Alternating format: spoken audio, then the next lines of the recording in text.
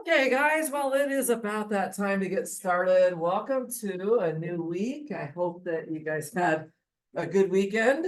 Probably safer than mine was, but I did make it back in one piece. So I'm happy to be here with you and looking forward to this week with you all. We are still in chapter 4, and we will be for this whole entire week. Next weekend, I'm going to pitch you another video to watch that will be for some extra credit again towards the next exam, which is coming up later this month. So just be on the lookout for that. You'll have a video to watch as well as some homework to do next weekend too.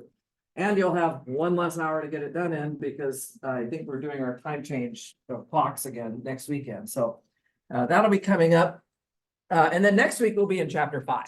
Okay, so we'll try to get chapter 4. I know it's been kind of a grind to get through it, but we're going to try to move into chapter 5 by next week. As far as this week goes, I just have one homework assignment for you. Is due on Wednesday. It's covering 4.4 and 4.5. I've put a space over here for anybody to put problem numbers down from 4.4. Not 4.5 yet because we haven't covered 4.5 yet. We're going to do that today. And then, of course, I'll have more opportunities to take questions on Wednesday as well. Guys, keep checking in with me on the office hours if you're having any trouble with this stuff. I've got a pretty faithful, regular group of folks that come in. And I really appreciate that. For the rest of you, as long as everything is going well, that's fine. But don't just sit back in the darkness being lost about any of this stuff. You really do have to understand it now because you're going to have to learn it later anyway. I mean, we're going to need it for the rest of the semester. So the time to figure this stuff out it really is now more than anything else. Okay. So that's about it. Does anybody have any questions for me as we get started this morning? Let's just take a few minutes to recap from section 4.4, what we did on Wednesday last week. We're talking about spanning sets. These are like the atoms of the molecules. These are the building blocks of whatever kind of, analogy you want to use. And it's a very important concept in the theory of vector spaces. So if I start with any vector space V, right, I can ask 2 questions. One question is, find me a spanning set for V, right? And then in the blue writing here, I've reminded you of the 3-step process that you have to carry out in order to find that spanning set. Okay, and you've got some practice on it in this next homework assignment as well, right? You're going to write down the general form of a vector in V using variables. Then you're going to bust out those variables. And then left over from that busted out expression, you'll see some specific vectors, right? Some specific vectors that make up a list. And that list is your spanning set. That list is your spanning set. So that's the first thing. Find a spanning set for V. Okay. So here's what I would like to do before we go any further. I just passed out a group work. Does everybody have it? In this group work, what I would like you to do, we're not going to actually go up to the boards right now. I would like you to find one other person. So like the 2 of you could work together over here. Maybe the 2 of you can work together, right? Just grab one other person, probably the person sitting next to you. And I would like you to try to do problem 1 right now. It is based on this first point that I just made right here. Find a spanning set for V. So Jason and Brandon, maybe you guys could work together. Maxwell, would you mind writing with Sophia maybe in the back over there? Okay. 2 of you can work together. So everybody needs to have a partner. Thomas, maybe the 3 of you as singletons can buddy up. So talk to your partner. I want you to try to do just problem 1. Don't worry about problem 2 yet. Just the first problem on the handout. Here's another partner. Maybe Thomas, you could work with Kristen instead. And see what you come up with. All right. I'll give you about 3 minutes to do it. Not much time.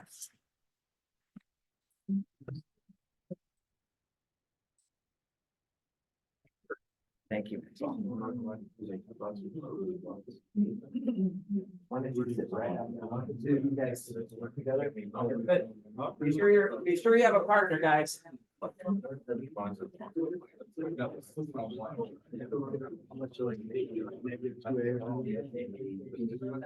Yeah.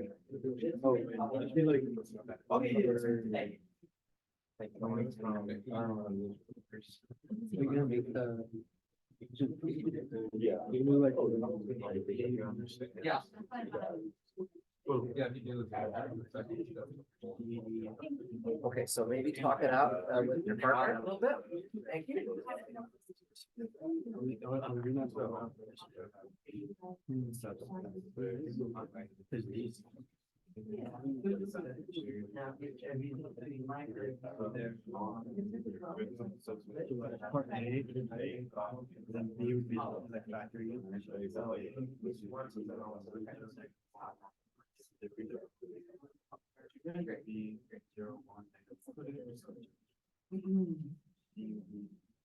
That's the one.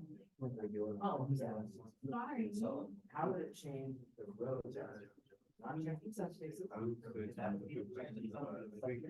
We're trying to find it.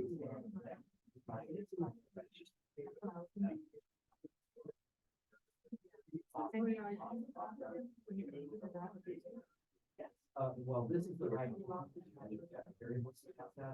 Sorry. That's great. Yeah.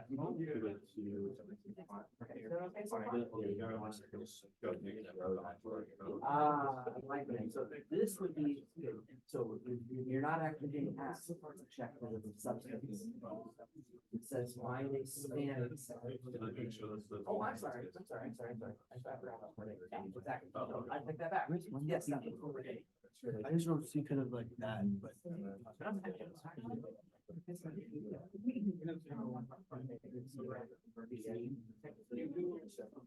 Yeah.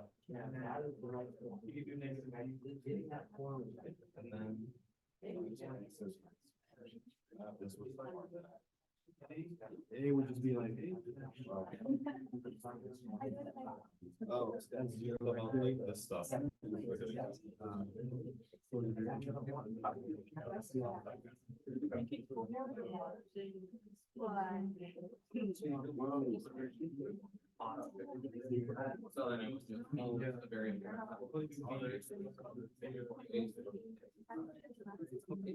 Yeah, well, actually, A, B, and then. You would want to have. Like, basically. Yeah, like that, yes, like that, that's the right. Different letters, exactly right. That looks good, good job, you got the right. I think it's like. She said we're at ABC. Yeah. Get the scanning set. That looks there, yeah, that looks like it, are you okay with this? Okay, all right, fantastic. Anybody need a hand?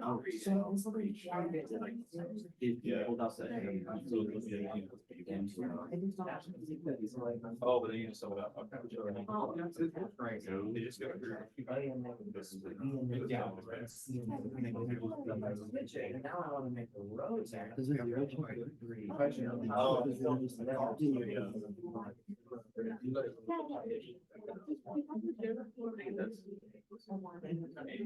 Now, She was just too long. Kind of ways of time. Yeah.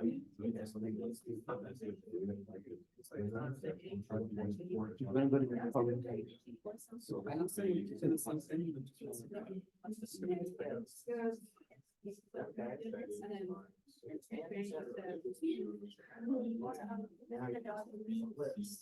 Erases. These four things into this. Exactly. Without the derivatives, that's right. Step C, you don't put the derivatives in it. How do you guys come along?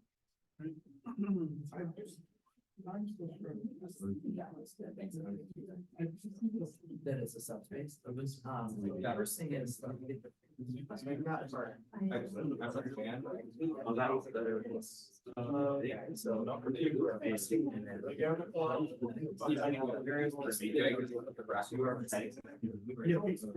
That's the one. I'll let you show it. So, it's not gonna be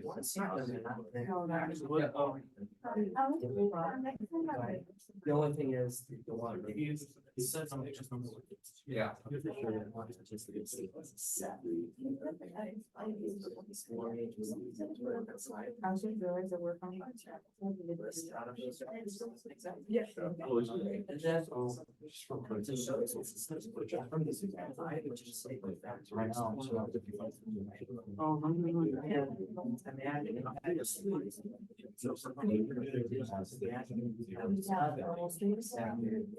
We just got the AV.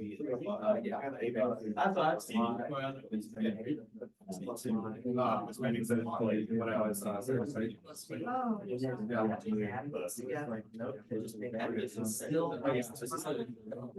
Yeah.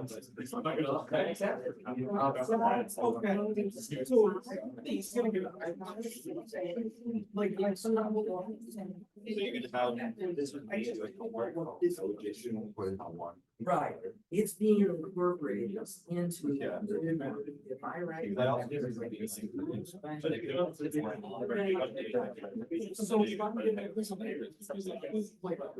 What's the condition? And then say, okay. That is not a question. Thank you, thank you. So that's, so. Is it truly? No idea what Oh, okay. Because if they say that they would give them to maybe. I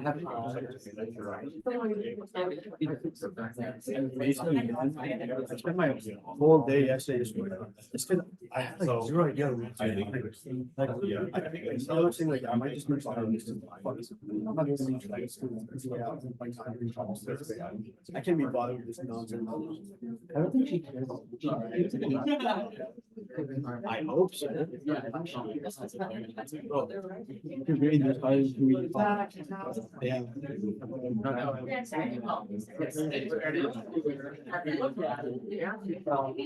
Is that? I'm not putting like, you know, she said. I'm putting like 2 hours. Yeah. It's fascinating. You got to get it. Even then, I'm still like 7 hours. It's just repetition from last year. So to do that, you might need to grab, you might need to grab two vectors, right? So you grab like A, B, and negative A plus B. And C, Z, or negative C, but you have to grab another vector.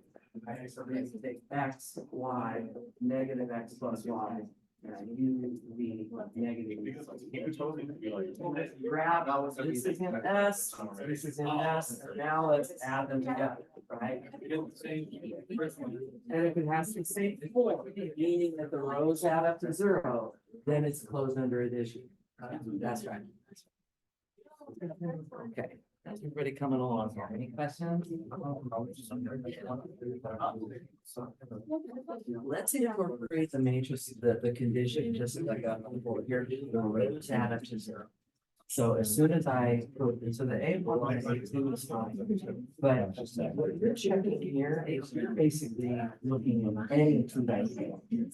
I only want to look at the ones where those are. So instead of A3, I would incorporate that requirement by putting negative A1 plus A2. Okay. We have used in town.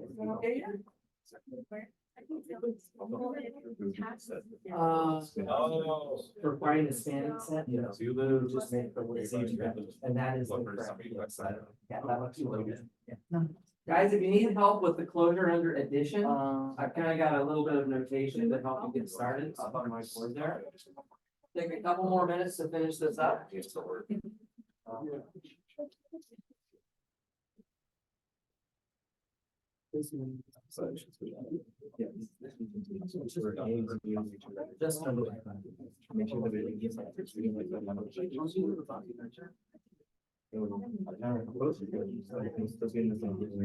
Smear the braces and just list the vectors. Yeah. And that's right, that's how you make that. And they're really good. Yeah, last summer I was trying. Nice. I got like.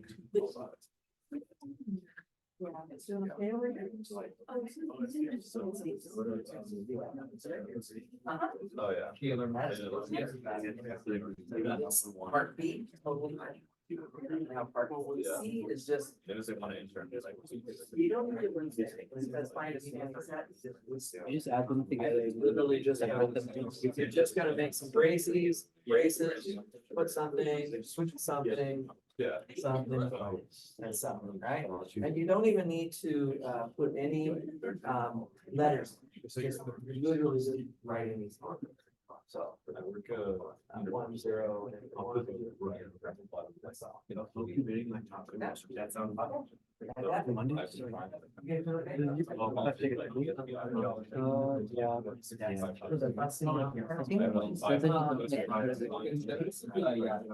If people were complaining, people have like 70 or 30. So, I mean, like, it's an idiot. I come late if you Right operators for retail. You're the wicked.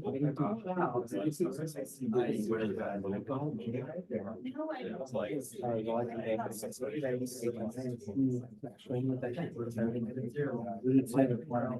Said what I did. I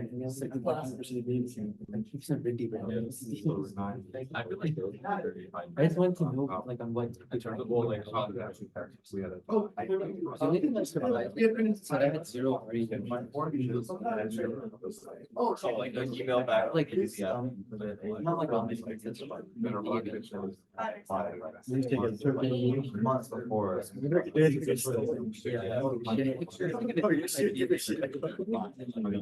after the, leave house, I'm sure they made a server. They say it's gonna happen. Yeah, they have. There's this one, Bengali movie where they would like to, they did like a DNA. They used its DNA to bring. I feel like I've heard of that story. It's pretty wild, like, it's pretty basic story. I don't think it's because the way that they did so far has their, it's done, at least they all like very.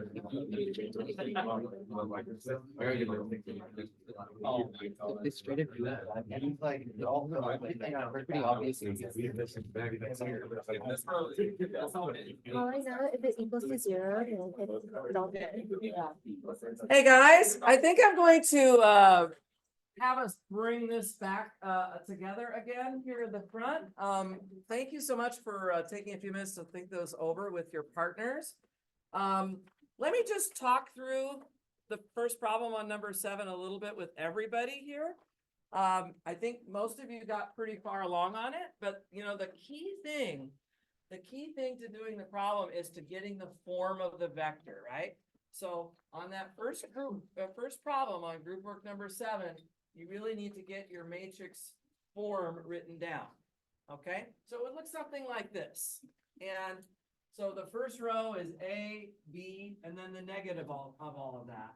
And then the second row might have different letters, right? So C and D, and then the negative of all of that. These are the form. This is the form of a 2x3 matrix whose rows add up to 0. And so if I'm checking, well, first of all, I should check the 0 vector. The 0 vector is just this vector, right? In the world of 2x3 matrices, that's what it would be. And I just notice that its rows add up to 0. If the rows add up to 0, then it's in the set. Okay, so it passes the 0 vector check. And then to check the closure under addition, you see I have to take 2 vectors in S. So notice I created a second matrix using different letters, but the same form, right? It has to also be in the same form of what it should be to be in S, right? So I take 2 things in S. It just means the rows add up to 0, right? So what do I have to do for closure under addition? Well, I have to literally add these matrices together. I don't really think, I just write. Yeah, I just say A plus X, right? And then B plus Y. And then negative of A plus B plus X plus Y, yeah? And then I go on the second row and do the same thing, C plus U, D plus V, right? And then negative of all of that added together, C plus D plus U plus V. And I look at it. I just look at what I have. I don't show any work. I don't have to write anything else down. I just look at it and I ask myself in my head, is this still in S? And what does that mean? That means, do the rows still add up to 0? Well, if I look at it and I literally just sweep across the first row, adding everything up, it adds up to 0. And when I sweep across the second row, it also still adds up to 0. Okay, that's what it means to be an element of S. Guys, you have to write this down. If you don't write element of S on it, then the punchline is missing, right? I want that punchline to be there. So the conclusion is that A plus B is an element of S. So this part right in here that I'm circling right now, all of that is closure under addition. Closure under addition is that whole circled part. Make sense? And then we can do scalar multiplication, right? So the scalar multiplication, I'm not sure quite as many people were had enough time to get all of that part of it done. But essentially what you do here is you just grab a scalar. I usually like to use K for my scalar. And then I just say, okay, well, what is K times A? So we just take the first vector up here and we literally scalar multiply everything through by K. I just put a minus sign. Well, not really a minus sign. I just put a K through every single slot. I put a K through every single slot. And I just ask myself once more, do the rows add up to 0? Right? Do they still add up to 0? And I can see, without writing any more work, without saying anything else, I can see that the rows add up to 0. So what else am I going to do with this? If the rows do add up to 0, am I done, or do I have to write something else down? The punchline. The punchline. What's the punchline? That this is still an element of S. It is in the set. We have to write that. Okay? Totally important. If we don't write that down, then the punchline is not there. So we want to make sure we have that in there. But yes, so we have a subspace, right? It's closed under addition. It's closed under scalar multiplication. That makes it a subspace. And then the second part of this question was asking you guys to find a spanning set for the subspace. And for that part, I think most people got this one. We just go through the 3-step process. The first thing is to write the general form. Well, that's exactly what this is. This is the general form of the vectors. And then we have to bust out those variables and make a list. Okay, so if you bust out the variables and make your list, remember the list, when you make your list, guys, you should not have any letters in it. It should literally just be a list of matrices with commas separating them. So it would end up looking, this is, I checked most of you, I think, had this, so I won't dwell on it too much. But that would be the spanning set. Okay, it takes 4 matrices to span this particular subspace. Okay, so that's the first problem on the group work. I thought we'd just take a minute and go over that. Group work 7, problem number 1. Any questions? It feels okay about this. So far in chapter 4, right? Verifying subspaces is a big deal, right? The closure under addition and scalar multiplication, that was mostly last week, right? Just wanted to touch it one more time.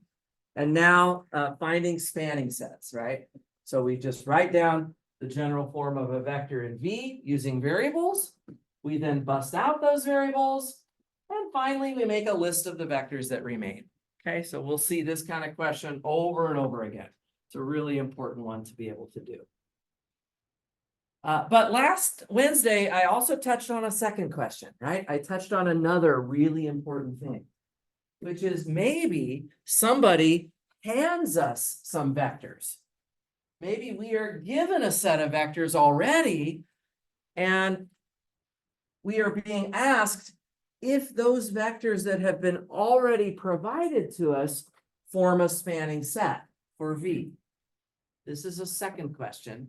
And again, in blue over here in my recap, I've explained exactly how you answer the second question. Okay, I'm trying to make this really process driven. So if you just learn the procedures, you have to understand what question is asking for what thing, right? But if I give you some vectors and I say, do they form a spanning set for my vector space? Here's what you do. It's in blue right here. We lay those vectors out. We talked about this on Wednesday, right? We lay those vectors into the columns of a matrix. Make sure you do the columns. Somebody's going to put them in the rows, and I'm going to cringe a little bit, right? It has to be columns, right? We lay the vectors vertically down into the columns. And we augment that matrix with what would be considered an arbitrary looking vector from V. Now that arbitrary looking vector from V would have letters in it, right? So like, for example, if V was this 2x3 matrices whose rows add up to 0, then you would see, you know, A, B, C, D, right? All these letters would be laid out into the far right column here. But as I explained on Wednesday, we don't actually have to keep track of what those letters are in the far right column, or even how they get changed when I do EROs. We just need to know whether this system is going to be consistent or not. Right? If it's consistent, then yes, S is a spanning set. If it's not consistent, then the answer is no, it's not a spanning set. How do you decide if a linear system is consistent or not? Somebody want to remind me?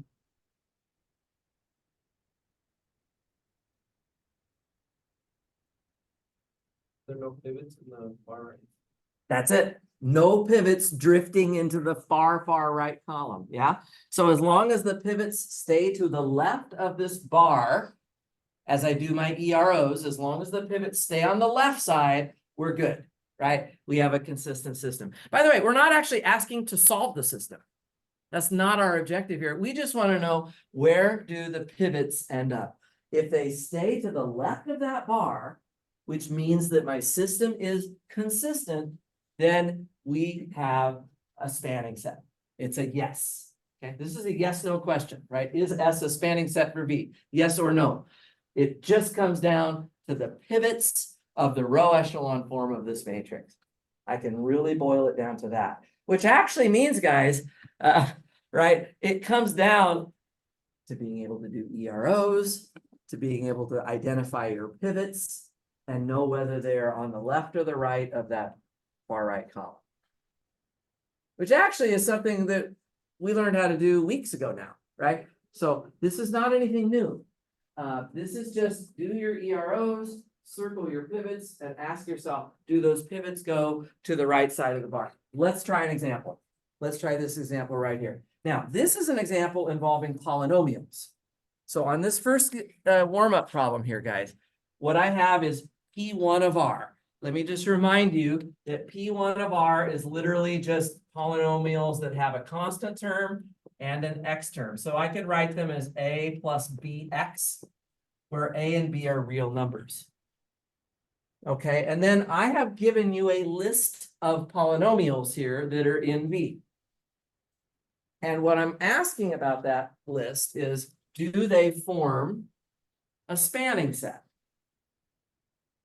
I'm not asking, by the way, if S is a subspace. That wouldn't even really make sense right now. I mean, this is just a list of 3 vectors. It's not going to be a subspace. I'm asking, is it a spanning set? So there's a difference. I sometimes hear people using the wrong words at the wrong times. There's a difference between a subspace and a spanning set, right? A subspace is like a full big vector space. A spanning set is just a list of a handful of vectors. So what am I going to do to solve this problem, guys? I am going to simply do the following. I am going to lay these vectors down in the columns of a matrix. Now, I'm not literally, so I have, what do I have here? 117 minus 89x. I'm not going to literally write a polynomial, right, in a vertical format. What am I actually going to put in this first column? The 117, just in the first column, I'm going to put the 117 and what? Not 51. What goes in the first column? The first column is V1, is the first vector, right? So I don't even want to look at the other vectors yet. I'm going to just look at the first vector. What's the other thing I need in the first column? Negative 89, right? So just these numbers, guys, these numbers right here are what go into that first column. 117 and negative 89. What about the second column?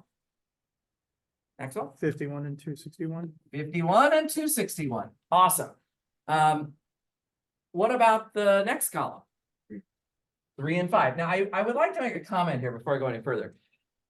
It actually would be okay if you had put the negative 89 on top and the 117 on the bottom, as long as you do it consistently for all the vectors. So if I'm going to do constant term and then x term up in this column like this, that's great, but you have to do them all that way. Don't decide halfway through that, oh, I'm going to start going with the x term on top and the constant on the bottom, right? As long as you're consistent all the way across, life will work out great with this. Okay, so this will work great as long as you're consistent. And now I'm going to augment this matrix with number symbols. I don't even care what they are. I mean, if you were to write A and B here, that would be fine. But the reason I'm writing the number symbols is to just remind us that we really don't care what these actual values are. I just want to find out eventually whether we get a pivot over in the far right column or not. I'm just asking, is it consistent or not? Okay. So guys, at this point, you know, I pretty much already have a pivot in the first row. And I can imagine if I do another ERO, I'm not actually going to, notice I made the numbers pretty nasty. It's because I don't really want you to do the ERO. But if I were to take the first row and multiply it by 89 over 117 and add that to the second row, I would get a 0 there. And then some numbers here, I'll just put question marks. But that is where my pivot would be.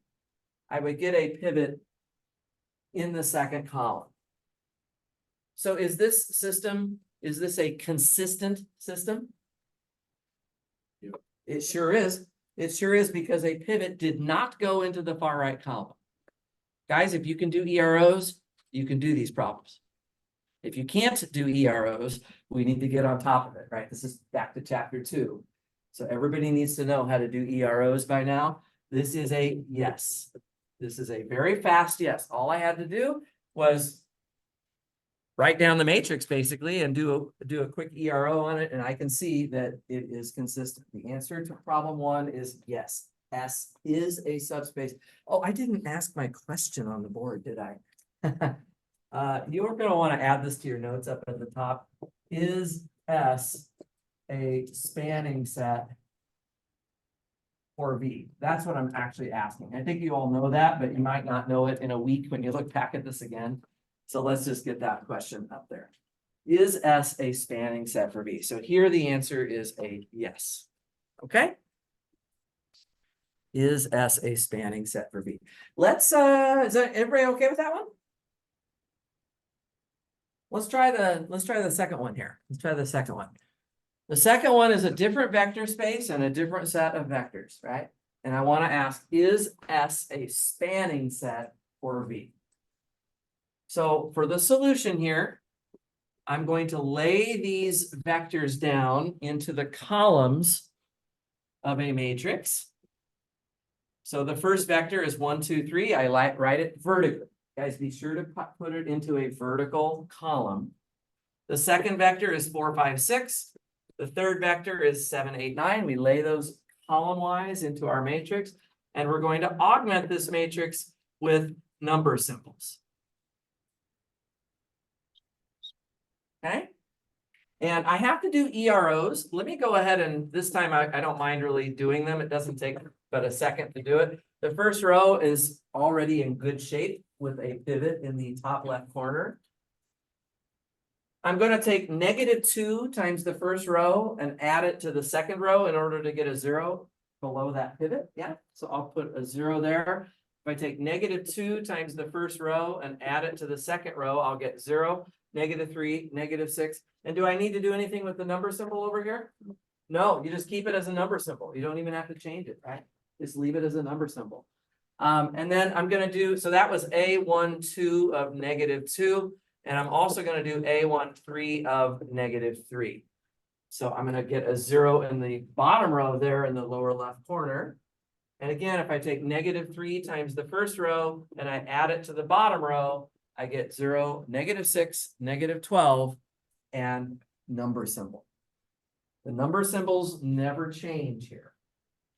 Okay, so that's what you have, and now I'm going to do one more step. Does everybody notice here? So let's just leave the second row the same. I actually don't need to really fully, see, I don't need to get it into the full row echelon form. I just need to figure out where are the pivots going to be. So for an ERO here, I would probably do A23 of -2. I would take the -2 of the second row and add it to the third row, and look what happens. -2 times the second row added to the third row creates a 0, 0, 0. And now I actually have a number symbol as the first non-zero entry in the last row. And that number symbol, if it's the first non-zero entry, it has to be identified as a pivot. What's the answer to this question? No. Is it a spanning set? No. It sure is. It sure isn't, right? If we get a pivot in the far right column, that means it's inconsistent. Okay, is that clear enough? So that's how you do those problems. Now, I should mention, in this case, in the case of the second example, the actual matrix that we had right here to begin with is a square size. When that happens, one other option that you have, if you prefer not to do EROs, what's something that we can do with a square matrix that we can't do normally? The determinant, right? We could actually take the determinant. If you take the determinant of this matrix, of course, I can use the arrow method to do that with this 3 by 3 matrix. It's not that bad, but you can check that that determinant is actually equal to 0. I won't take the time right now to do the arrow method on it, but the determinant is 0. And the reason that I say that that might be a nice alternative approach is that, well, if the determinant is 0, then that means that if you had done these EROs, you know that you would have gotten a row of zeros in the matrix. And meaning that the pivot would drift into the far right column. So if you happen to notice, and you will notice it on some of the problems that I ask you to do, if you happen to notice that it's a square matrix, you can just run straight to the determinant and calculate that instead. You don't have to do that. Of course, if you rather go through the EROs and see how it all plays out, that's fine as well. But I'm telling you that if I checked that the determinant was 0, I already know how it's going to play out, right? Because having a determinant of 0 is the same thing as saying, I'm going to get a row of zeros. They totally go together, right? So I know I'm going to get this row of zeros right here if the determinant was 0, you see? Everybody following me on this? Am I going too fast? Am I going too slow? I'm going just right. I hope so. Actually, what I would like to do, guys, if they're not a spanning set for R3, okay, they have to span something. They do span something, by the way, right? They span whatever they span. Remember that if I take the span of these 3 vectors, I get always a subspace. We learned that last week. Anytime I see the span of anything, it's a subspace of V. But all we're saying right now is that it's not spanning the entire R3, but it does span something. It does span something, and I would like to give you a little insight into what that might be. You see, actually, there's something else interesting about these three that maybe is not totally obvious to you. Actually, a relationship between them. There's actually a relationship between them. Namely, that if you think about it, the third vector, I'm just going to make this as a note. The third vector, the third vector could have been created from the first two. Ooh, that's kind of interesting. If I take, did anybody notice that? If I take the negative of the first vector and I add twice the second vector. If I take negative of the first vector and I add twice the second vector, do the math here, right? -1 plus 8, that's 7. -2 plus 10, that's 8. -3 plus 12, that's 9.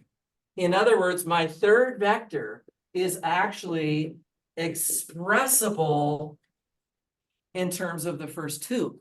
Okay, if I think of my vectors as v1, v2, and v3, the third vector is expressible in terms of the first two.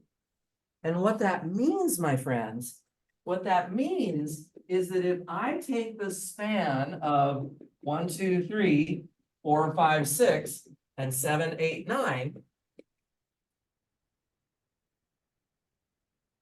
I need everybody to focus on this. This is like one of the most abstract parts. I know it's a little bit daunting in a way. I know that this is a subspace. Okay, don't let me talk too fast on you here. This is a subspace because it's a span. Anytime I take a span, it's always a subspace. But it is not the entire R3. It's what this subspace is it's not the entire R3. Why not? Well, because it's not a spanning set for R3, right? It does not span R3. And one way to think about that is that the third vector in my list, is redundant. It's actually not giving me anything that I could see. I can already make V3 from V1 and V2 as a linear combination. So I don't need the third vector. I could just throw it away. I look here, I see, oh, the third column doesn't have a pivot.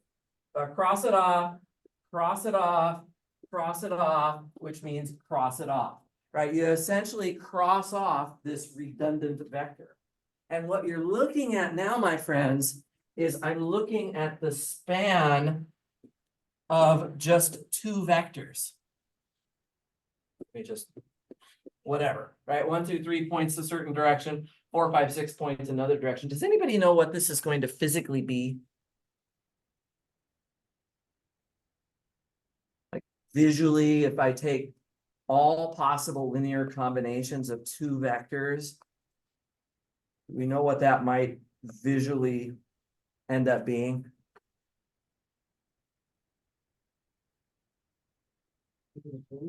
One more time. It's a plane. It's a plane, and that's in the notes on the lecture from last Wednesday. I actually gave you two vectors in R3, and I said, what would their span be? The answer was, it was a plane. So you have an example of this in your notes already. This is a plane through, of course, it always goes through 0, 0, 0, right? It's a plane through 0, 0, 0. I could imagine here's my R3, yeah? And we're just talking about the span of two vectors here. Maybe I'll draw those in blue. That is a plane, my friends. That is a plane. They form a plane. So these vectors are not a spanning set for R3, but they do span whatever they span. Kind of a statement. They span whatever they span. And in this case, it is actually a plane. Perfect time to talk about problem 35 that somebody put on the board over here. Perfect time to do it. Let me write the problem on the board here. So from the homework that you're doing for Wednesday, I just want to put 35 on the board here. This is a very quick problem. They give you two vectors in R3. They give you 1, 2, -1, and they give you V2, which is -2, -4, and 2. They give you those two vectors and they say, determine the span and describe it geometrically. Right? So they want the span of V1 and V2. Does anybody notice anything about the two vectors? That's kind of interesting. They're scalar multiples of each other. They are scalar multiples of each other, which really just means, again, it just means that I can write the second vector. In fact, let's do it up here. I can write the second vector in terms of the first one. V2 is simply -2 times V1. Agree? And so what that means, just exactly like we threw away 7, 8, 9 over here, because it was like, oh, we don't need it, it's redundant. Same thing here, guys. V2 is redundant. V2 is redundant. We literally just have the span of whatever the first vector is. We can throw the second one away. We can throw the second one away. Does that make sense? And so what is that going to be? So maybe let me draw a picture here. Right? So here's V1. And here's V2, right? Pointing -2. It's like twice as long, pointing the opposite direction. What is the span of that going to be visually? Right? The previous example, I had two vectors that formed a plane when I took the span. Here, guys, if I take all possible linear combinations of V1, right, I'm literally just getting a line. The answer to problem 35 is that it is a line through 0, 0, 0. Always has to go through the zero vector. If it's a subspace, it has to. And a span is a subspace. So it has to go through 0, 0, 0. It is a line through 0, 0, 0. Parallel, I'll just add a little extra here, parallel to the vector 1, 2, -1, the first vector in the set. So we could just say that. We could just say that. So that's number 35. That's number 35. What do you guys think? I'm totally open to questions. Want folks to be understanding this, so speak up if you've got anything you want to chat about. Yeah, Jason. It's all right if it's parallel, even though it's like basically on top of the line. Doesn't have to be like side by side. Well, the way you would visualize this is, I don't know if I could say it's on top of. So yeah, parallel it just points in the same direction. So if this is my V1 right here, then the span of V1 is the entire line that includes that vector but goes forever in both directions. That's totally okay. Yeah, that's totally fine. So there's V1, and then the blue line is literally all possible scalar multiples of V1, which gives me the entire line right there. This make sense? Okay. If we're good so far, I'd like to move on just a little bit. But if I was to summarize, like, what's the important things to get out of today's class so far? So far, we've just been reviewing, by the way. I don't know if you realize that. Nothing I've said is really new today. We're just talking about these two questions. Find a spanning set for a vector space and decide whether a given set of vectors forms a spanning set. That's really what we've been talking about. When we take a break in a few minutes, if you have any other questions so far about Wednesday's homework, feel free to write them on the sideboard, okay? But for right now, I'm going to try to tackle a slightly different question. I'm going to raise it. I'm going to throw a wrinkle in this right now, if that's okay. I've kind of talked about spanning sets as being important because the vectors that are in that spanning set form the building blocks of the entire vector space. So as maybe one more example here, and we're gonna move into the next section. So I'm gonna start talking about linear independence.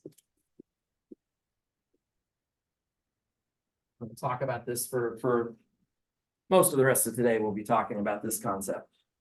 Right, so just to kind of warm us up to this. Right, suppose we wanted, let's make a very easy vector space. Let's just take R2. So my universe is just going to be R2. And let's suppose that we wanted to have a spanning set for R2. Now I know how to make a spanning set for R2. Right, my spanning set would just be write down the form of a vector here, right? A comma B. Yeah, we just write that down more or less, right? A and B are real numbers. Then we would bust out the variables. Yeah, we would bust out the variables, which would be the A and the B, and we would get two vectors. And I'll just make a note here that those two vectors would be 1, 0 and 0, 1. And that is a spanning set for V, for R2. That is a spanning set for R2. And, you know, in terms of confirming that, if I wanted to confirm that using sort of the second question over here, I could write the two vectors into the columns of a matrix, augment it with number symbols, and sure enough, I have my pivots here. They do not go into the right-hand column. So it is consistent and we're good to go. Clear enough so far? Now, in this case, it's very obvious. It's very obvious, but we had another example just a few minutes ago where it maybe wasn't quite as obvious. We had P1 of R, and what we had was, in this example, the set, where is it?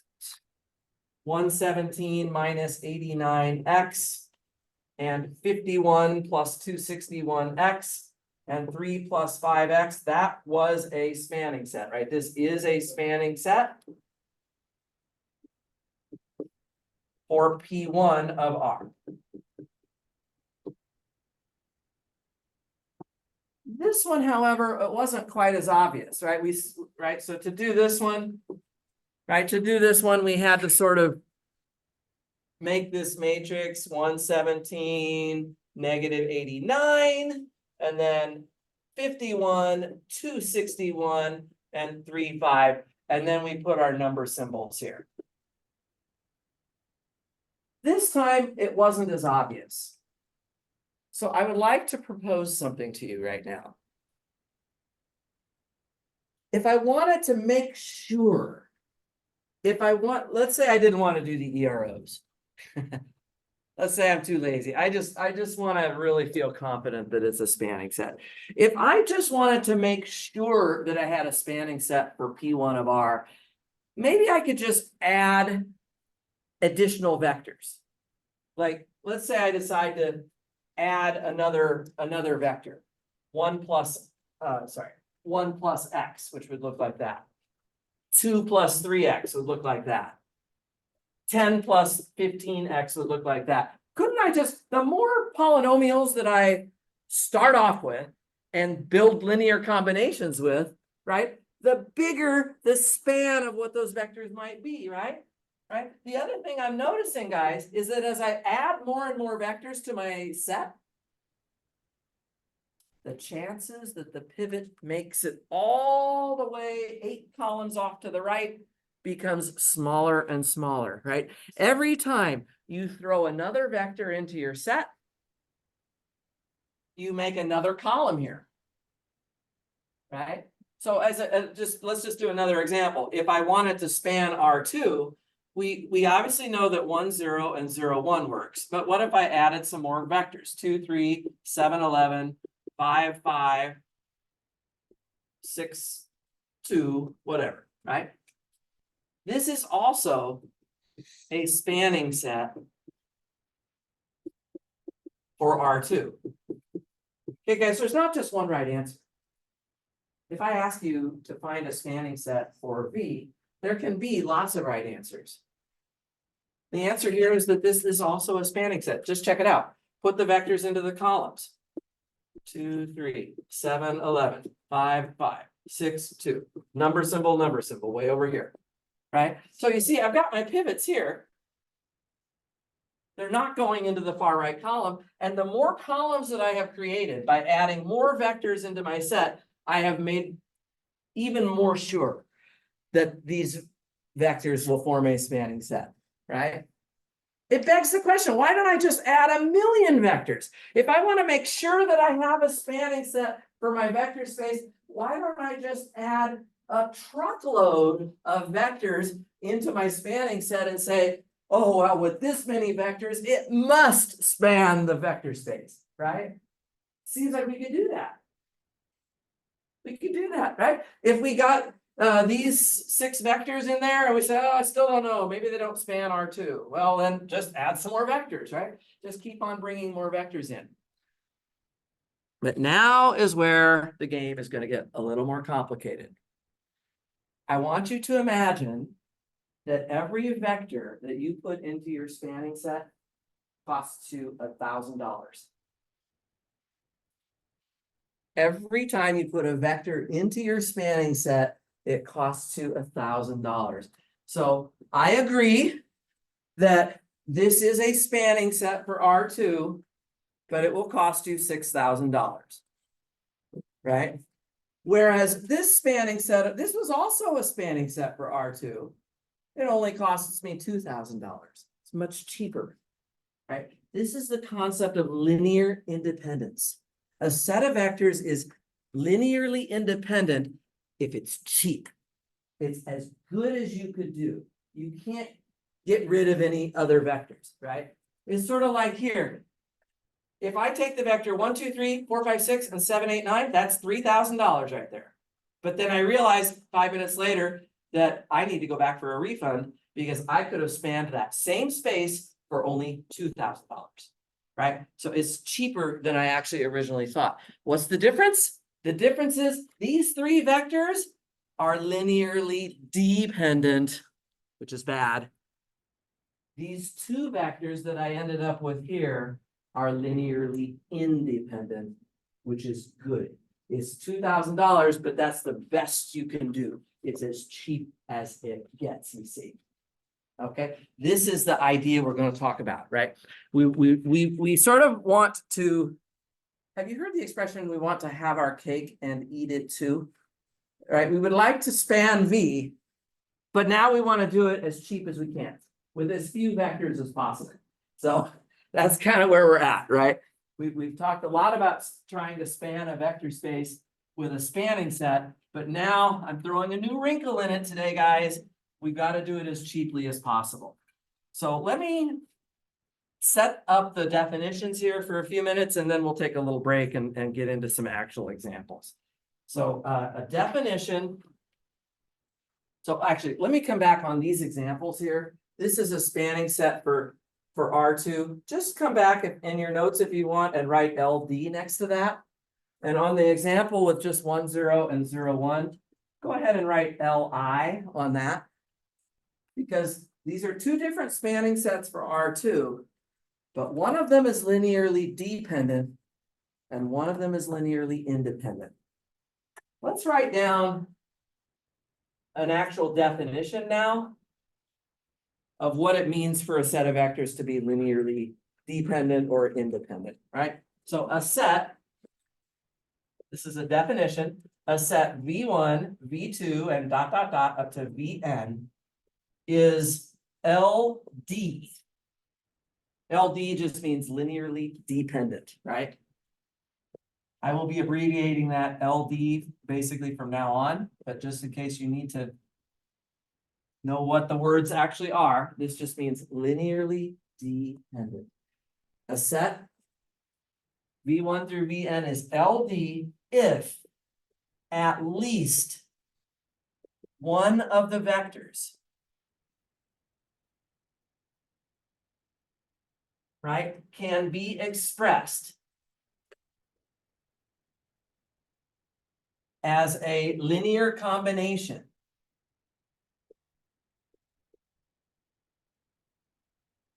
If at least one of the vectors can be expressed as a linear combination of some or all of the others.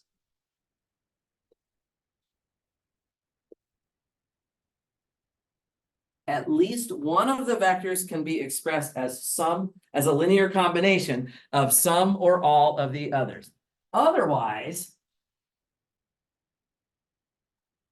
the set V1, V2, and dot, dot, dot up to Vn is Li. Li, of course, means linearly independent. Right. Those are the words we're trying to understand right now. So for example, we've seen lots of examples already, but for example, the set 1, 2, 3, 4, 5, 6, 7, 8, 9 is LD.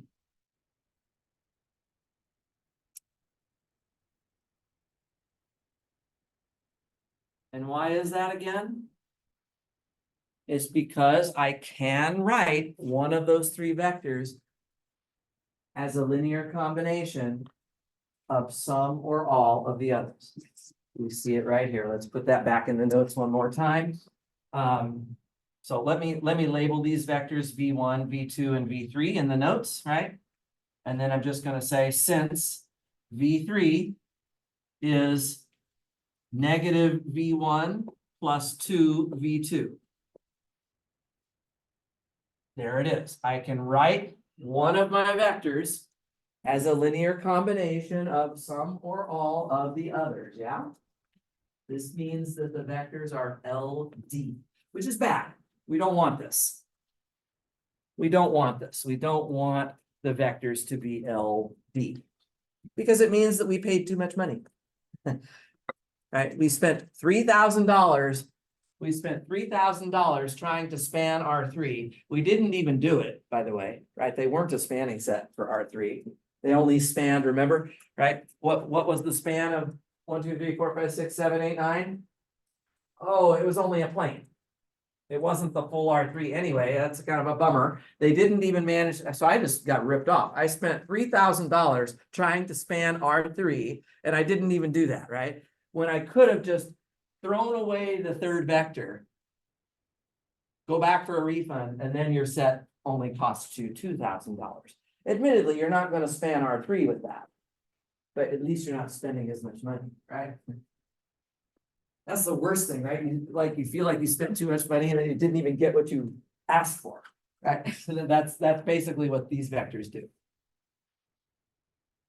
right? I mean, just take a look. The other one I did over there also, right? If I take 1, 0, 0, 1, here's another example, 2, 3, 7, 11, what was it? 5, 5, and 6, 2.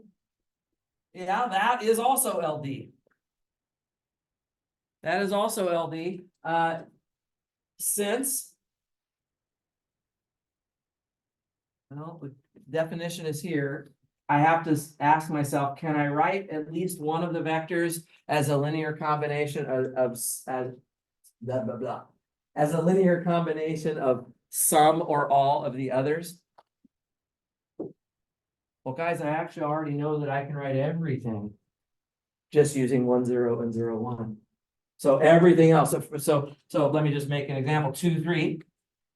Right? That's 2 times 1, 0 plus 3 times 0, 1.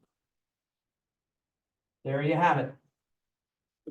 You've spent too much money, right? The vector 2, 3, which costs you $1,000, right? You didn't need to buy it.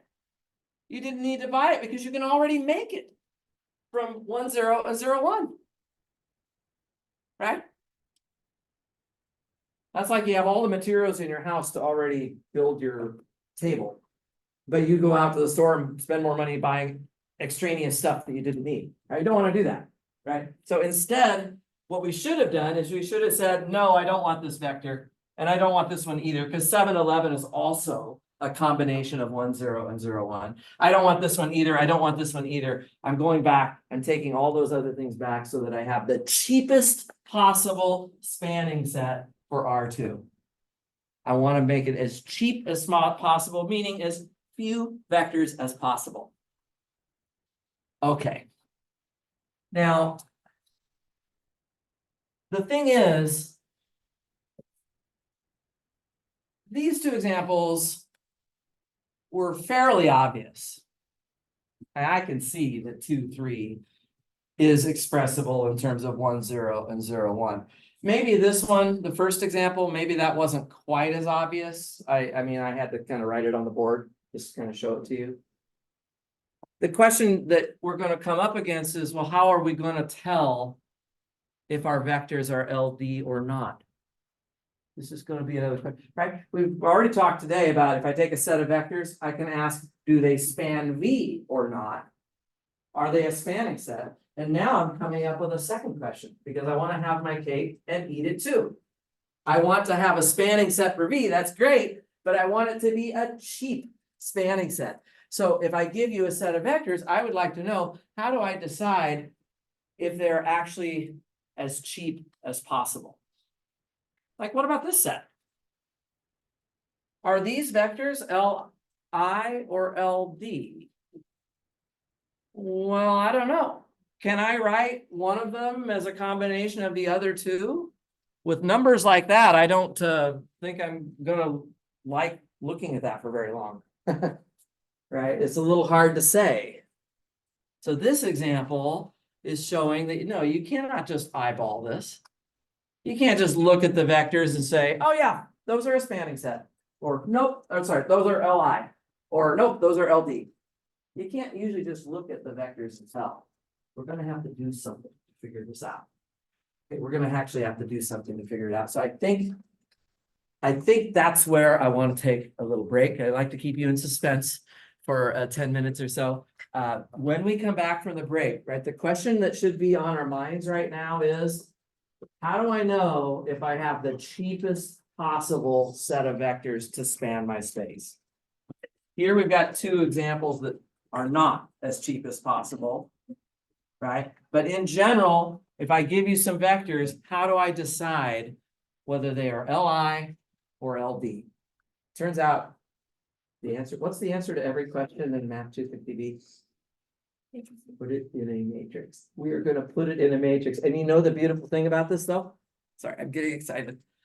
The beautiful thing about this, we're going to put them in a matrix exactly the same way that we put them in the matrix to check for the spanning set property just a few minutes ago. So we're actually going to double dip on this. We're going to find out that we can actually set up our vectors into the columns of a matrix and simultaneously ask, are they a spanning set and are they Li? Right? That's going to be nice because we're going to get two answers for the price of one calculation. But let's take a break. I'm sorry, I'm getting excited. At about 11:15 or so, we'll pick things back up again. Get some fresh air, get some water. Turn your minds away from vector spaces for a little bit. You have to decompress from this stuff a little bit.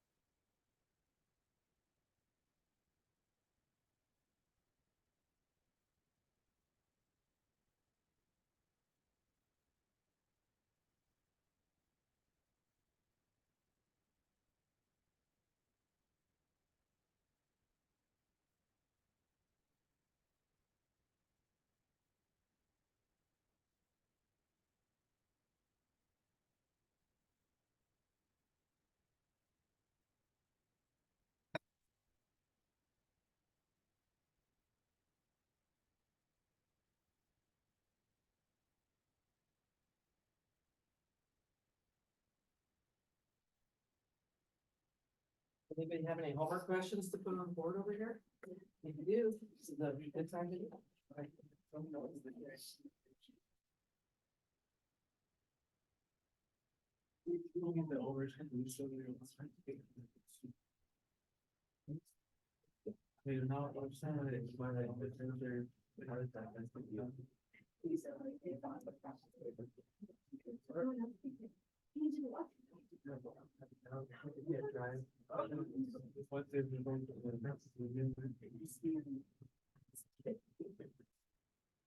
I don't keep up with it.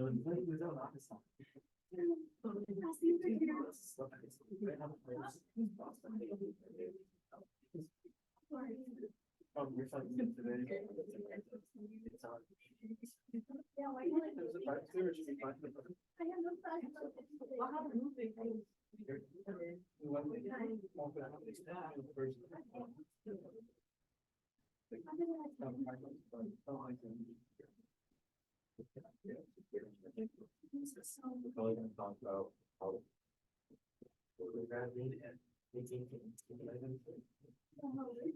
You don't have to leave. It's like Oh. I don't know. If you have to leave. Great. Yeah. Alright, so because he hasn't emailed me back or anything, he said later, I got another guard. Yeah, I'm 7 out of 7, waiting to be approved, not on the roster. Yeah, I paid and all my stuff's done, it's been a week. So I've been sending him stuff for like weeks.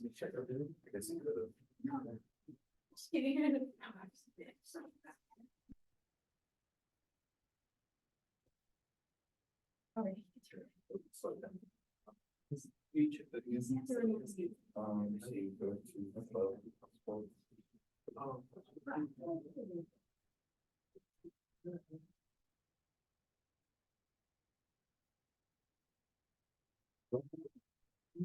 Oh.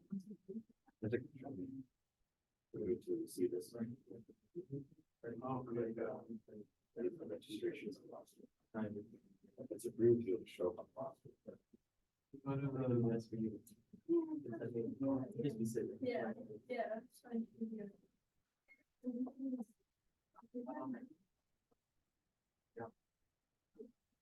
You know what probably is? I probably want my extension.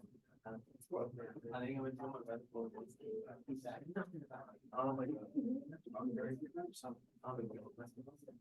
So all I gave him. Yeah. Oh, you know, Oh. it's literally a hundred. I've been done with it. 3 weeks ago. Yes. So it's something kind of new. I guess that, oh, that's good. Oh, you want to see this? I think it's just because of the DSC first. There's. Yeah, and that's what it is. Yeah. Yeah, right. I'm glad you made it. I don't know. Thank you. Living so close to my house.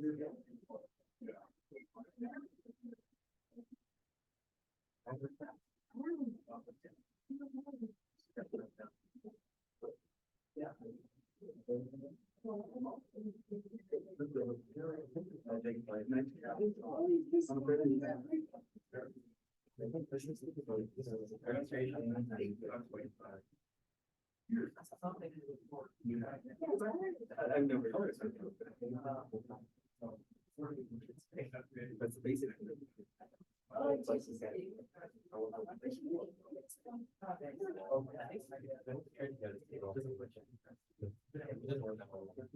Well, I mean, you can, but you have to buy a separate ticket. You know, that's fine.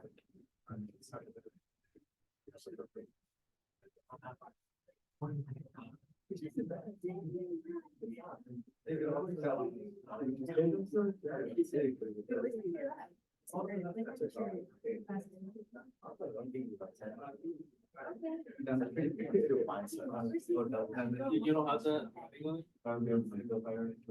Does this say 7 out of 7? They say with this at the top. You can say 6 out of 7, but then you said that. On a good, clear. Oh, mine says it. Yours is approved? Yeah. No, the Oh, the scan. Yeah, the scans of. I'll show you.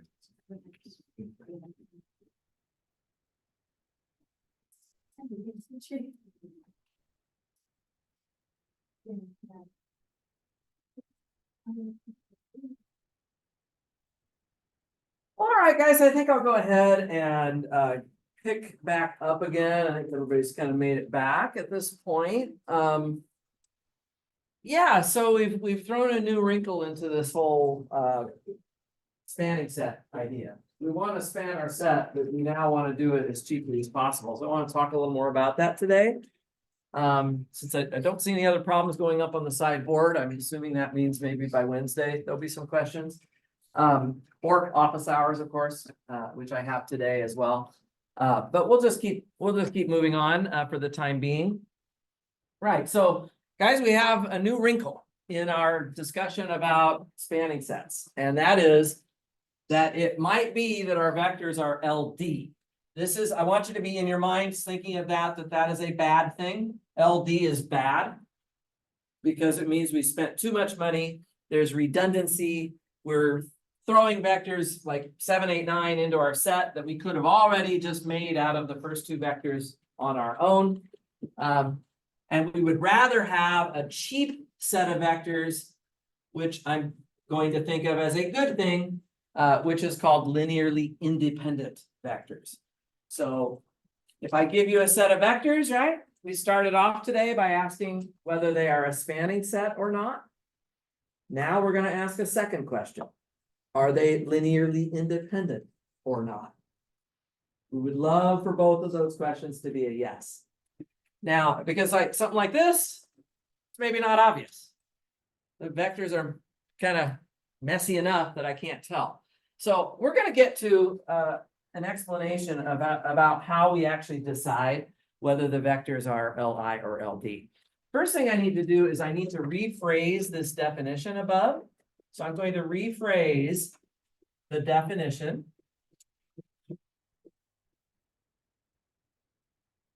I'm just going to write the same definition, but in a slightly different way. Okay. Namely, here it is.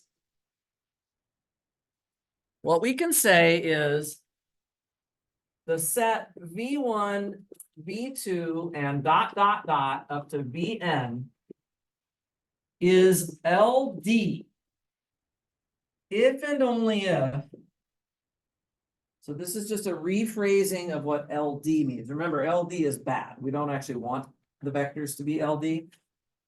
But we can rephrase it as there exist constants C1, C2, and ... up to Cn. And now I'm going to write down the three most important words in the definition, or in this rephrasing of the definition. There exist constants C1, C2, and ... up to Cn. And here are the three important words, guys. Not all zero. Constants not all zero such that, and now let's write down the equation. C1 times V1 plus C2 times V2 plus ... plus Cn times Vn. Notice that that is just a linear combination of the vectors in our set, such that that is equal to 0. Okay, so this is a rephrasing of linear dependence, LD.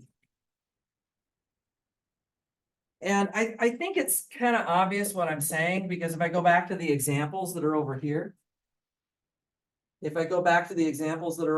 like the first example, I can do exactly what I've said here. These vectors are LD, and I can rephrase it as V1 minus 2V2 plus V3 is equal to 0. Guys, all I'm really doing with these boxed equations is I'm just moving everything to the left side and leaving 0 on the right side. Does everybody see that? Right? V1 minus 2V2 plus V3 cancels out to 0. There are constants, not all 0, that make those vectors cancel out. Namely, there's a 1 in front of this vector, there's a -2 in front of this vector, and there's a 1 in front of that vector. Those constants are not all 0. Okay, what about the second example down here? Well, again, I could take 2 times the vector 1, 0 plus 3 times the vector 0, 1 minus 1 times the vector 2, 3, and sure enough, that all cancels out to 0, 0. So again, if you just move everything to one side of the equal sign and set the result equal to the 0 vector, then you have, again, an expression of this form. So when your vectors are LD, right? When your vectors are LD, it means you can make an equation like this. You can get your vectors to cancel out in a linear combination in an interesting way. Guys, it has to be an interesting way. You see what I mean? Look at this. I can make V1, V2, and V3 cancel out by just doing this. I can always do that. I can always take my vectors and just throw zeros in front of everything. And of course, that's going to add up to 0 at that point. This is not what I care about. This is not what I'm saying. I'm saying that I have to be able to cancel my vectors out in an interesting way, where the constants are not all 0 in front of every vector. You see what I mean? Right? So this is not a cop-out. You can't just say, well, I'll make my vectors cancel out. I'll just put zeros in front of scalar multiply all of them by 0. Of course, that would work. That's not what we're trying to say here. We have to cancel these vectors out without just putting zeros in front of them. Yeah, Howard. Can some of or most of the 0? I mean, C's be 0? Yes, you can have some of them being 0. Like I could actually argue here that I should have added, 0 times 7, 11 and 0 times 5, 5 and 0 times 6, 2 on the left side. That would be totally okay, right? Because technically these vectors turned out not to be, I didn't use them when I was making that linear combination on the left side. But as long as some of the constants are not 0, or at least one, it says just not all of them should be 0, right? At least one of them should be not 0. Okay. Everybody kind of with me? This is called, there's a name for this, by the way. This is called a linear dependency. In the homework in this section 4.5, when the vectors are LD, they will often ask you to give them a linear dependency. So the questions are going to ask you things like this. Are these vectors Li or LD? And the answer is that they are LD, but they're going to want you to say more than just that.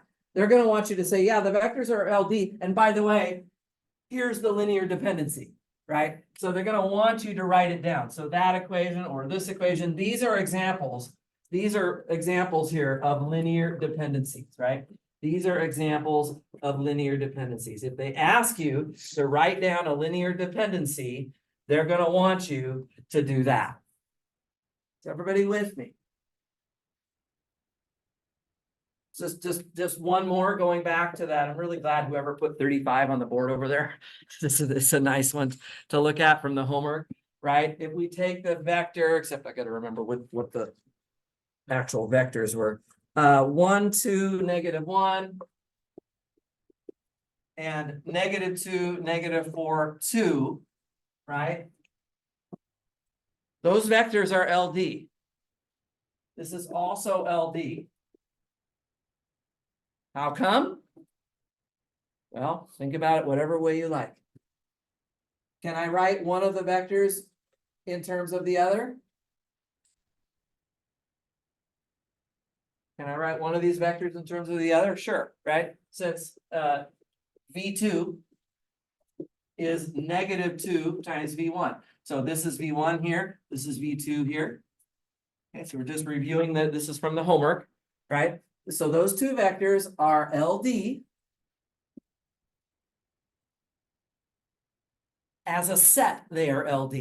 Okay, guys, I don't want anybody going around thinking, oh, that vector is Li, that vector is LD. It doesn't work like that. It's like the whole collection as a set is either Li as a set or LD as a set. We don't talk about specific vectors being Li or LD, but here's the writing one of the vectors in terms of the others. Or if I want to write it as a linear dependency, I would just move everything to one side of the equal sign so that I now have a 0 there. There's my linear dependency for that example. So I've got 3 examples running on the board here right now of linear dependencies.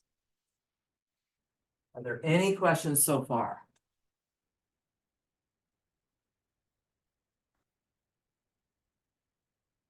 Because the real problem is going to be, how do I decide if my vectors are linearly dependent or not? Howard? The one thing I was confused on is, so if I prove that one vector is a combination of the other vectors, that proves it. And then Yes. also, if you have this constant list. This equation here, that also proves it. See, it's just a rephrasing, right? When I say I'm rephrasing it, it just means this is one way of thinking about it. This is an equivalent way of thinking about it. So this is, for me, this is kind of a conceptual way of thinking about it. Like, okay, I can write one of the vectors in terms of some of the others. But then when it comes to the nuts and bolts about how we're actually going to test our vectors for being Li or LD, it's actually this that we're going to do. Right? So let's just try another problem so that we can see how this is going to shake out. Tristan, go ahead. So if you're the bottom left of this, where they put it, This one here. Yeah. so you have like where the vectors will cancel out, but then Right. you're also saying like, don't do it the cheap way, make it all multiplied by 0. Why is Um, that there? I'm just saying here that the constants are not all 0. So I can have some zeros here, right? But if I have even one constant that's not 0, then that's a linear dependency. Yeah, exactly. So. Okay, let's try this example, guys. Is the set 1, 1, 0, 0, 1, 0, 1, 1, 0, 0, 0, 1, 1, and 1, 0, 0, 2, Li or LD? That's the question. Are those vectors Li or are they LD? Are they Li or are they LD? This is really the question I want to try to solve right now. So I'm going to use this rephrased equation right here, right? I'm going to imagine for the solution that I set up a linear combination C1 times the first vector plus C2 times the second vector. See, I can't look at can anybody look at this and tell me? Can you see, the answer is I hope, well, if you can, you're doing better than I am. I can't just look at those 4 vectors and decide, well, can I write one of them in terms of the others? I don't know. It's a little hard to say. So I'm going to work it out. That's what this process is right here that I'm starting on. I'm taking that boxed equation in the middle of that center board, and I'm just writing it now specifically for this problem. So C1 V1 plus C2 V2 plus C3 V3 plus C4 V4. Agreed? By the way, if I had been asking you whether these vectors span R4, I would have done exactly the same thing, except I would have been over here putting number symbols. I would have been doing number symbols, right? I would have been saying, well, what does a random vector in R4 look like? And I would lay these vectors how? In the columns of a matrix, yeah? And I would have augmented it with number symbols. Watch what's going to happen this time. Watch what's going to happen here. I don't have the number symbols right now. I have 4 zeros now, right? That's the only difference. But I still get 4 equations, right? I get the first slot. Take a look. The first slot gives me C1 plus nothing plus C4 equals 0. C1 plus C4 equals 0. if I go to the second slot and I analyze that one. Second slot. Okay, see what I'm talking about? I'm just reading across by just looking only on the second slot. C1 plus C2 plus nothing equals nothing. So C1 plus C2. And again, everything is always adding up to 0 here. Let's look at the third slot. Let's look at the third slot. This is really, some of you maybe are already knowing where I'm going with this. We're creating a system of equations here, my friends.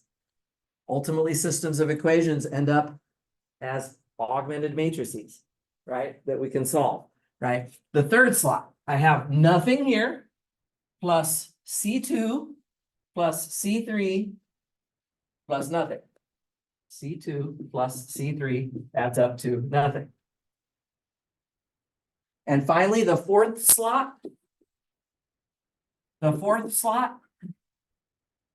last slot, I have nothing here, I have nothing here, I have C3 here, and I have 2C4 here. So C3 plus 2C4, and that's also nothing. Yes. Oh, never mind. Sweet. Good. Yeah, no, I was just like, I was confused on the numbers. I was like, oh wait, now I see it. Awesome. Awesome. Guys, let's put this in a matrix. It's the knee-jerk reaction in Math 250B.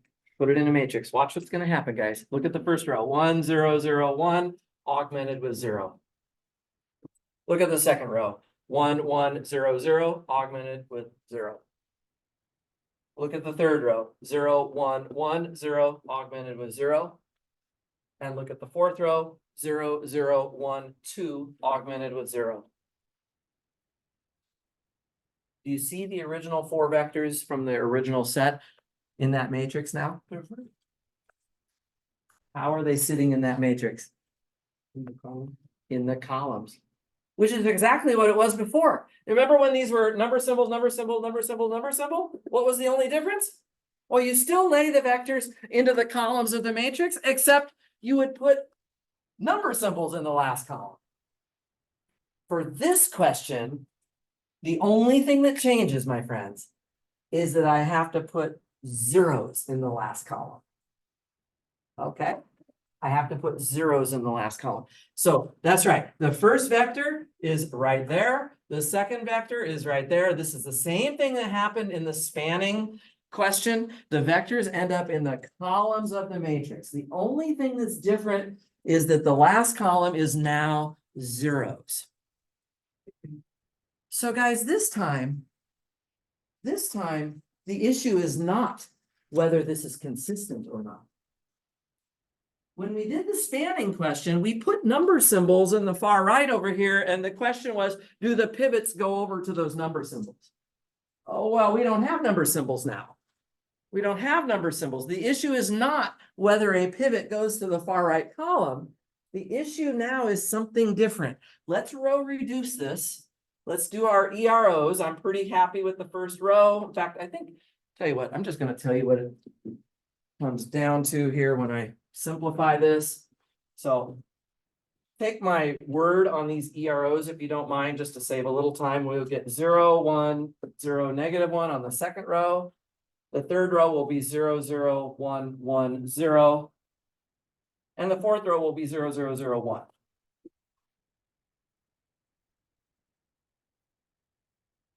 Just take my word for that. This is just, I've done a number of EROs there to get that. So you can just trust me that I hopefully did it right. Now, once we've got our pivots, guys, we have to know how to do Gaussian elimination. We're going to solve this by back substitution, right? If we think about it, remember the unknowns? The unknowns are C1, C2, C3, and C4. They correspond to our columns that we've got here. Back to chapter 2 again, right? Oh man, chapter 2 just never goes away. Right? So we got our constants here. Now, what do we get? If you look at the bottom equation, what's the bottom equation? C4 equals 0, right? Okay, what about the third equation? C3 plus C4 equals 0, but if C4 is already 0, then C3 is also 0. Right? Look at the second row. The second row says C2 minus C4 equals 0. If C4 is already 0, then C2 is also 0, right? And the first equation, C1 plus C4, right? This is actually the one we have right here. C1 plus C4 equals 0. If C4 was equal to 0, now C1 is also equal to 0. Guys, it is not possible to find constants that are not all 0. The only way, right? In other words, the only way that I can make these four vectors cancel out in a linear combination is by throwing zeros in front of them. I can't make a linear dependency here. These vectors are Li. These vectors are a good set of vectors. I've spent $4,000 right here, right? I spent my $4,000, but this is okay because I didn't waste anything. I can't write one of the vectors in terms of the others. See what I mean? Yeah, Tristan. So if C 1, 2, 3, or 4, what's back into the. You'd be able to make your linear combination that would be the linear dependency. That's exactly right. That's a good point. Everybody with me on this? By the way, I have a really good idea now. I'm just gonna ask you another question. Do these four vectors span R4? Just totally go back to this previous section again. Do they span R4? Let's see, if I wanted to know that, what would I have to do differently? Oh, I'd have to put number symbols here instead, right? It would be the same exact thing, except I would put number symbols here. Then I'd put number symbols here. And I would ask myself, do the pivots go into the far right column? The answer would be no. That's good, right? It means it's consistent, which means they are a spanning set. We have our cake and we are eating it too, right? We're spanning V as cheaply as we possibly could. This is a really good idea. So note as a side comment, these vectors, not only are they Li, which is a good thing, these vectors span R4 also. They also span R4. All right.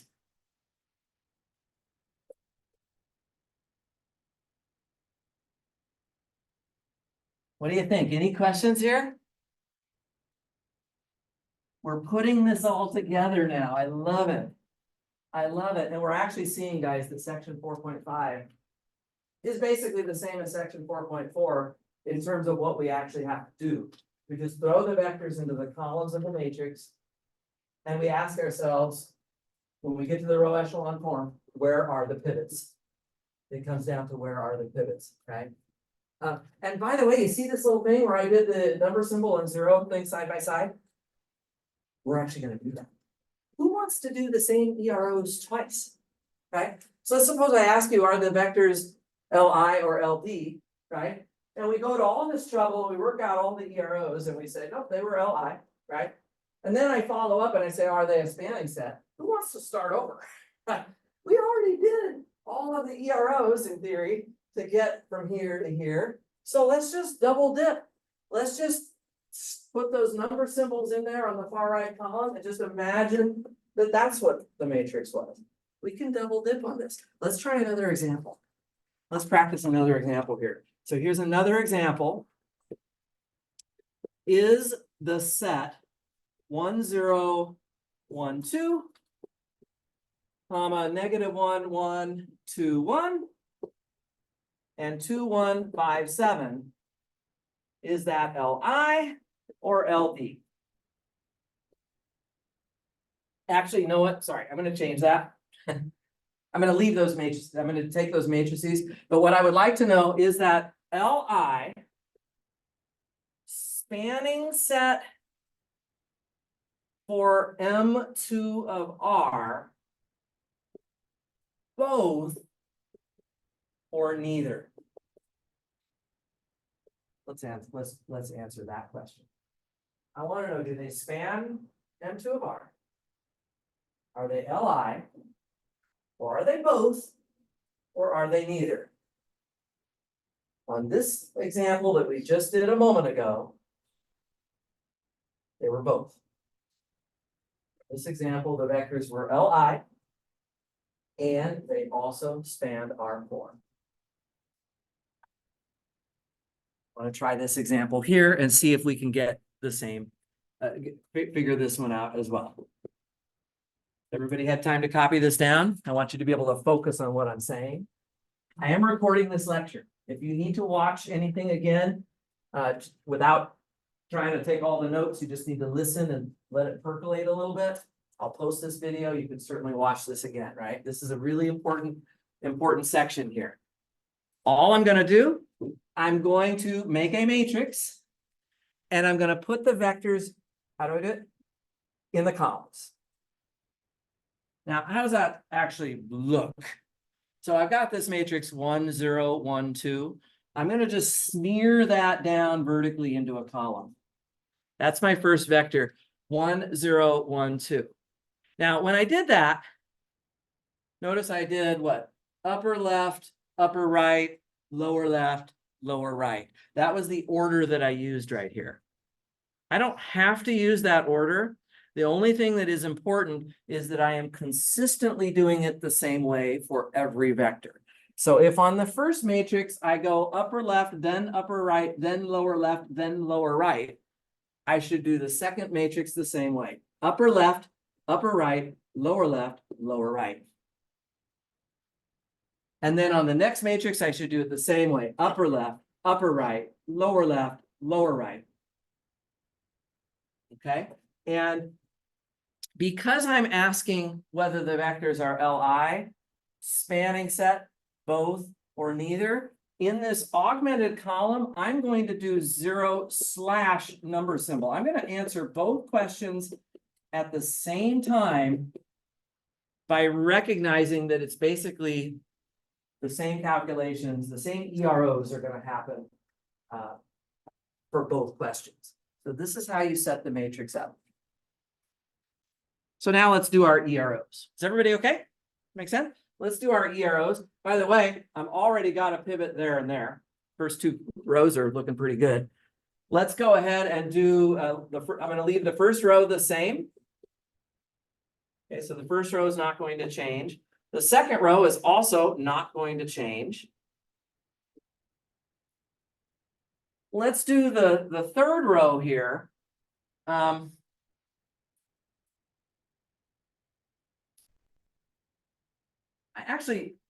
think just because I really want to focus on the concepts here, will you trust me if I tell you what the row echelon form is again? Is that okay? Let me just tell you what's going to happen. You're going to get in the third row, you're going to get 0, 0, 0, and then 0 number symbol. And in the fourth row, you're going to get 0, 0, 0, and then 0/ number symbol. Okay. So let me first point out that because if I look at the third row and I ask myself, where is the first pivot going to be? If I'm thinking along the lines of the number symbols, this right here will be a pivot in the far right column. See that? So this will be a pivot over here, if you trust my row echelon form. But if I had, just imagine I don't have the zeros there and I just have that number symbol. It's in the far right column. So are these vectors a spanning set? Not a chance. They're not a spanning set, and if they're not a spanning set, then they can't be both. So not a spanning set. That's because of that pivot in the far right column, right? That pivot in the far right column is the reason that this fails to be a spanning set. So then my next question is, are these vectors Li or not?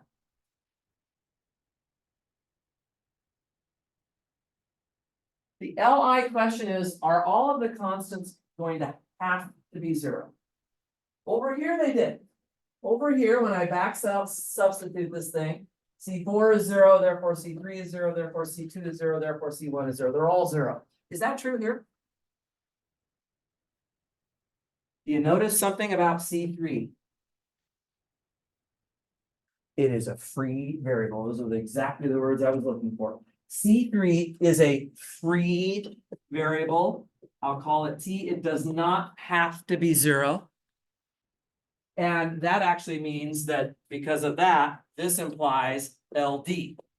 Right? The constants do not have to be 0. So I actually am going to cross off Li now as well. The correct answer on this problem is neither. These vectors are not a spanning set. So here's where this is the case where you really got ripped off. You spent $3,000 to buy vectors that don't even span your space anyway. And they are somehow dependent on each other. Right? You with me? I can also back substitute here. If I do that, so like the second row here, right? C2 plus C3. C2 plus C3 would equal 0. So C2 is negative T. And then if I go back to the first equation, what's the first equation? C1 minus C2 plus 2C3 equals 0. Can we solve for C1 using our free variable T here? If I plug in T for C3 and I plug in negative T for C2, then I have C1 plus T plus 2T. That's C1 plus 3T. And so C1 would be the negative of 3T. You can figure that out, right? That's what you have. You with me? Now, guys, if these vectors really are LD, I should be able to write down a linear dependency. It may not have been obvious from the beginning that I could write one of these matrices in terms of the others, but I now know that I have to be able to do that. Let's see if we can make sure we all know how to write down a linear dependence. Like here, we wrote these down easily just by looking at it. We didn't have to struggle very hard with it. But what if I give you some kind of murky looking set of vectors and I say, gee, how can you write one of them in terms of the others? Right? Now we're going to show you how to do that. It's pretty much going to be just about wrapping it up for today. Guys, there are a couple of theoretical homework problems on linear independence. I'm going to do them in class on Wednesday. So if you get to the very end of 4.5 and you start seeing, this is theoretical, doesn't have any numbers to crunch, you can take it to the bank. On Wednesday, I'll solve it. But right now, this is something you are going to be asked to do that we should be able to do. You know how you write down a linear dependency right now? So to write a linear dependency, last thing for today, but make sure you get this down because you will be asked to do this. To write a linear dependency, what we are going to do is we are going to choose a value for T.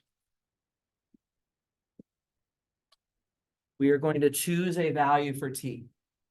Does anybody have a suggestion? Okay, so there is only one number for T that we should avoid. Otherwise, anything else is okay. Does anybody know what number for T we should avoid? 0. 0, exactly. Because if I chose T to be 0, I would be making all of my constants 0. And when I'm trying to write a linear dependency, I don't want to be cheating like that. I want to actually make an interesting linear combination. So what's your next favorite number after 0? 14. 14. I'm going to make mine 1. I'm going to make mine 1. You don't have to make it 1. You can make it anything you want. But if I choose T equal to 1, then C1 is -3, C2 is -1, and C3 is 1. So I plug the T value in there. And now what this means, guys, what this means is that if I take -3 times the first vector, which was 1, 0, 1, 2, plus -1 times the second vector, which was -1, 1, 2, 1, and then plus 1 times the third vector, which was 2, 1, 5, 7, that should all cancel out. This equation right here, first of all, you can check to make sure it's correct. It better be correct, otherwise I made a mistake, right? But this is my so-called linear dependency. That is my linear dependency. Okay. What do you think? Any questions there? Guys, a great way to get me to do more examples of this concept is to start the homework early. Okay, don't wait till Wednesday night to do Wednesday's homework. Start it before class on Wednesday so that you can put it on the board over here, and then I can use those homework examples as my examples in my lecture, you see? So just a piece of advice to help you out. Is everybody good with this? By the way, just one quick thing. What if you'd chosen t equal to 10? If you had chosen t equal to 10, then you don't need to write this down, but just to point this out, then your linear combination would have been this. Negative 30 times that plus 10, minus 10 times that plus 10 times that. It's still true. It's still true. So you can pick any value of t that's not 0. And it works. All right, guys, have a great rest of your day. I'll be down for office hours a little bit. Feel free to stop by with questions or homework or whatever, and I'll do what I can to help. Thank you very much. You're welcome.